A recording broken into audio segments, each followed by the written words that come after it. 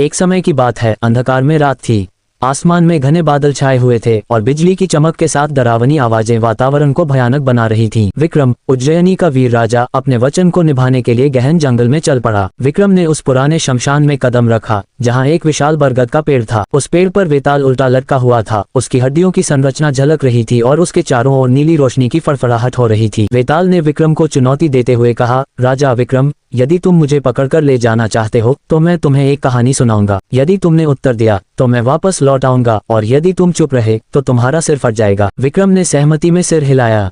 वेताल ने कहानी शुरू की। एक रहस्यमय गांव था जो हरे भरे जंगलों के बीच स्थित था। गांव के लोग सरल और सुखी जीवन जीते थे, लेकिन उस गांव के पास एक गहरी और शांत झील थी जिसे लोग नाग झील कहते थे कि वहां एक नागन्या का निवास था। गांव में एक योद्धा आया।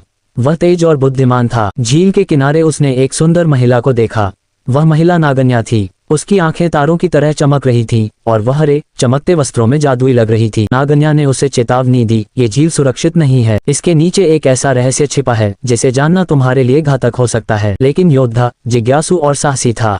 उसने उसकी चेतावनी को अनदेखा कर दिया। वेताल ने विक्रम की ओर देखा और पूछा, राजा विक्रम, बताओ उस नागन्या ने योद्धा को क्या चेतावनी दी थी और वह योद्धा क्या करेगा? विक्रम ने सोचा और जवाब दिया, नागन्या ने उस योद्धा को चेताया होगा कि झील के नीचे एक भयानक नाग राजा का वास है जो उसके प्राण ले सकता है। लेकिन योद्धा अपनी वीरता और जिज्ञासा के कारण झील के रहस्य को जानने की ठान लेगा। जैसे ही विक्रम ने उत्तर दिया, वेताल ठहाका लगाकर हंसा और वापस बरगद के पेड़ की ओर उड़ गया। विक्रम ने एक बार फिर से वेताल को पकड़ने की ठान ली और इस तरह ये रहस्यमय यात्रा जारी रही।